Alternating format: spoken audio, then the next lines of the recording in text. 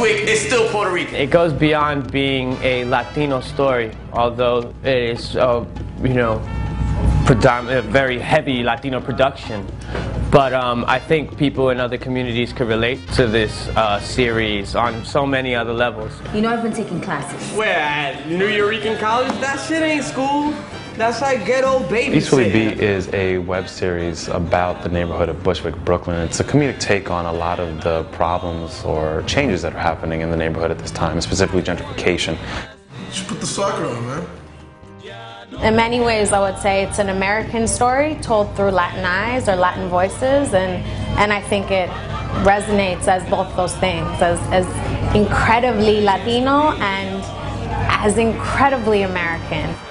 And then maybe finally you leave my apartment too. Ay, no seas ridículo.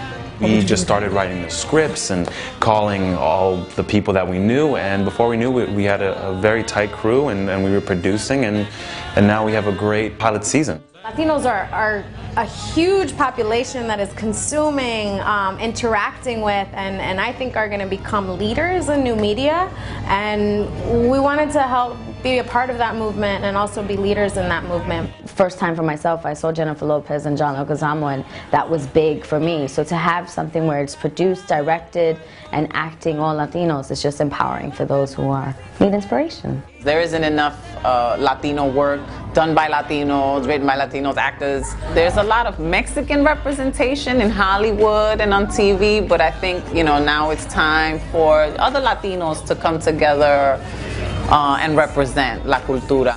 Okay, what do you want? I want me a little bit what you got going on right down there.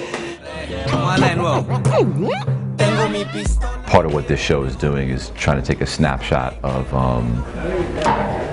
a lot of the absurd and maybe you know, a little dose of reality too. You ready? Let's go. In some people's minds, you could look at this show and say, you know, this is a really Latino-themed show. In my mind, it isn't, because it's a contemporary urban reality in America. If you live in a city and you're awake and you're not a zombie, Latino culture is all around you. So how could you not have it be present in contemporary dialogue or storytelling?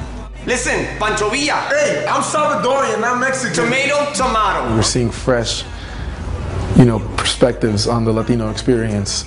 And that's hugely important because it changes the way that people perceive us. Not my problem. What are you, illiterate? They're gonna start charging us, man.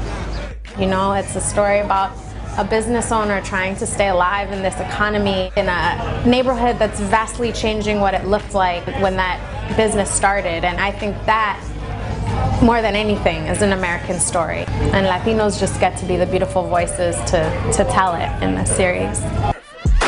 Perfect.